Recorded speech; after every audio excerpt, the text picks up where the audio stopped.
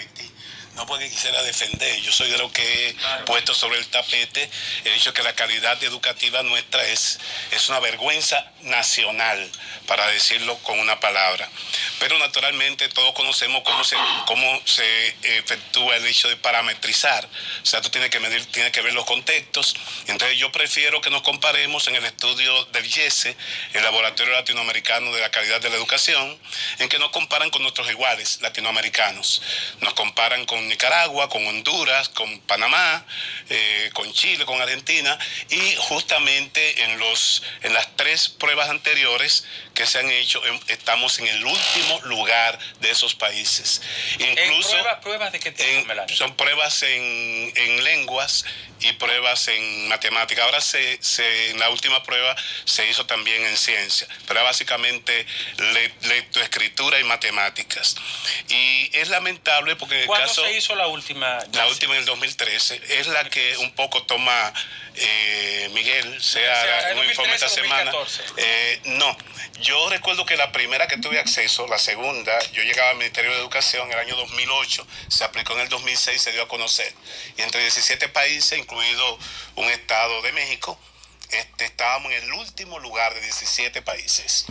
Esto tomando en cuenta que la diversidad idiomática, por ejemplo, de esos países centroamericanos, sí, que tienen... pueden hablar otra lengua. Correcto. A pesar de ello, estábamos en el último lugar. Por ejemplo, Paraguay y Ecuador, que aprobaron el guaraní. Así es, así es. Y una de las cosas preocupantes es que los niños dominicanos que se sometieron a las pruebas ya tenían dificultad en la interpretación.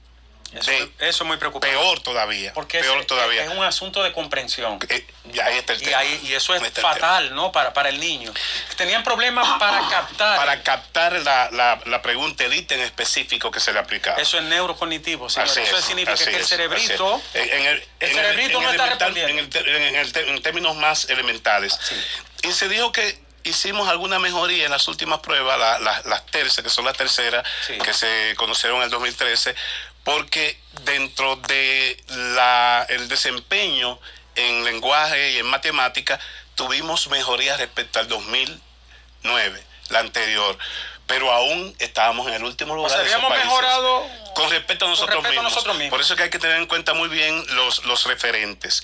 Por eso yo me interesó cuando me hicieron la invitación al programa, porque justamente esta semana, antes de conocer la temática que aquí se aborda, tuiteé este pensamiento de Ken Robinson, que es un británico, que es un conferencista y es quien mejor explica el tema del desfase que existe en la educación, ya no solamente de nuestra región, sino global, respecto a las necesidades y expectativas de los alumnos. Él decía, la educación no necesita ser reformada, necesita ser transformada. La clave... Por eso es que no podemos hablar de revolución educativa sin entender lo que puede significar eso.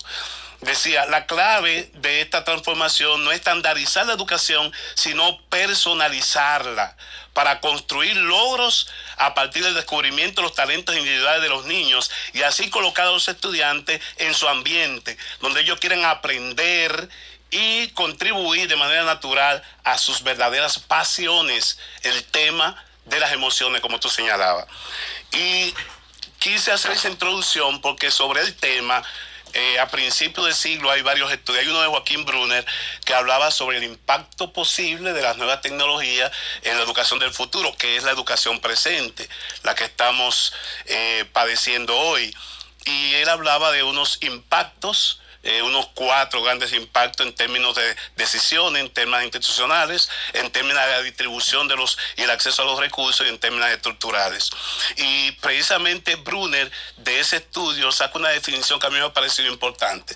Hay 3 funciones básicas que tenemos que ver para que eso que llamamos calidad de la educación podamos contextualizarla y podamos entenderla a partir de indicadores, no a partir de apuestas, porque siempre será una aspiración permanente. Claro.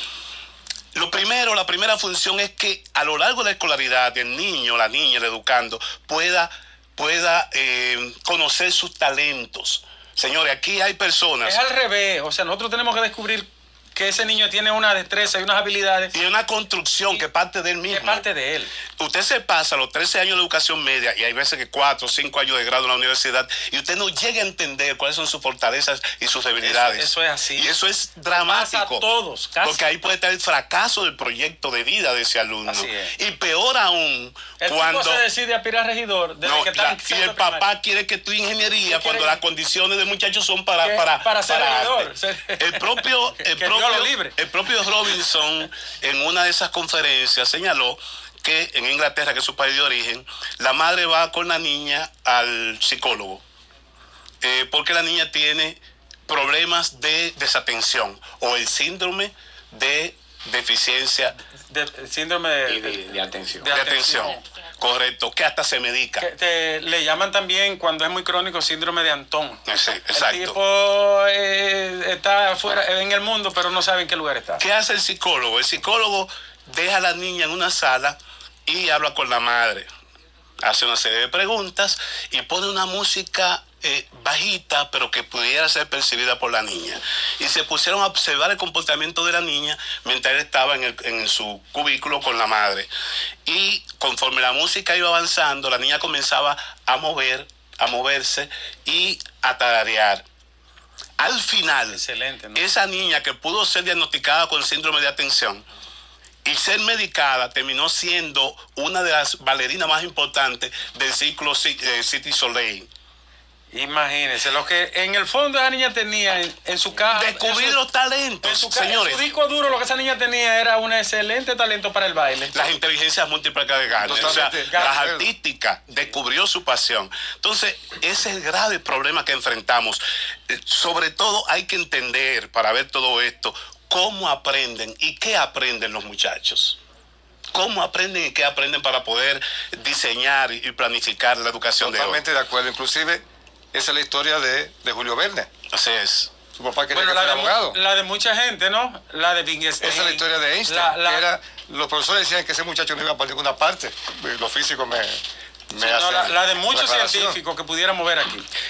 Tú me provocabas al principio con los indicadores y yo ni siquiera quiero referirme a eso, sobre todo porque en este país hasta las estadísticas son contaminadas. Pero aquí están los indicadores, esto fue para el plan estratégico que formulamos al llegar a la gestión. Ahí hay problemas de tasa de promoción, matriculación, pero señores, es aquí que la educación hoy ha desbordado esos indicadores de eficiencia interna de los sistemas educativos. Es que hay que transformar la educación, hay que ponerla de cabeza. Y hay una frase que yo la cité en alguna ocasión que es sintomática. La educación nuestra tiene contenido del siglo XIX, sí, con profesores mal formados en el siglo XX y expectativa de alumnos del siglo XXI. Entonces es un gran desfase que hay, que no podemos ver con esos simples indicadores de promoción, de resistencia, de excepción. Y le doy un dato por el tema de la brecha digital.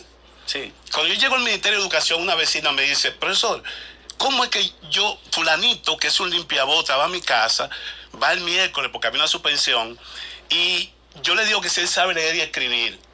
Me dice que no. ¿Y en qué curso tú estás? En 5º grado.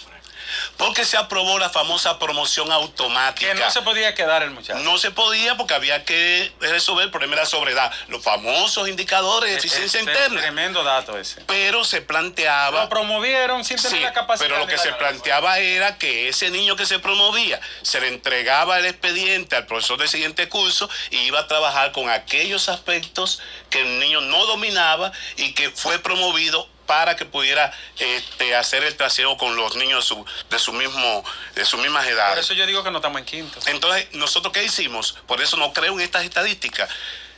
Nos aprovechamos de la promoción, pero no fuimos a los riesgos y a lo que había que atender para que el siguiente alumno el siguiente profesor manejara esas debilidades. Señores, yo soy el resultado de una profesora que fue mi profesora en 1º, 2º y 3er grado. Se está planteando, ahora tuve un intercambio muy interesante con una comisión del ADP, el propio ministerio y un grupo de profesores en el INAFOCAN para conocer el modelo alemán sobre el tema del libro de registro. Hay un debate hoy entre el docente y el sindicato de que se le ha propuesto un mamotreto, como decimos nosotros, un tremendo libro en que el profesor pudiera pasar más tiempo llenando casillas que la atención personalizada al alumno. La hora alumno. ¿Y qué es lo que se hace? Este modelo, una profesora cubana que trabaja en educación primaria en Alemania. En Alemania cada niño tiene un expediente, se le abre un expediente, porque el sujeto es el alumno. Desde Piaget y toda la teoría constructivista, el sujeto, objeto y sujeto del aprendizaje es el niño. Bueno, yo quiero que nos paremos ahí porque Remigio dice que ya debemos hacer una pausa. Al retorno, excelente el planteo que usted ha hecho. Yo diría que es muy diagnóstico porque los números pueden mentir sin sonrojarse, las estadísticas y las variables, usted lo ha dicho. Ya nadie se quema, todos pasan. Y eso plantea un problema en sí. Ahí te dice que la tasa de promoción, que la tasa de repitencia del 1,4%. ¿Quién ha dicho que esos muchachos son promovidos conociendo lo que tienen que conocer? Tiene toda la razón. Y eso se da también a veces en el nivel superior porque se traslada el problema al ámbito superior. A mí me gustaría... Al retorno, ya lo veremos, maestro Gómez, sí, Plácido. Al retorno, hace rato que no se escucha una voz femenina y además el ingeniero José Armando Tavares debe de hacer su anotación final porque debe de partir en unos minutos. Así que cuando regresemos, el ITLA y UNIBE van a corroborar o a desdecir esto que Melanio ha planteado de manera tan contundente. Remigio.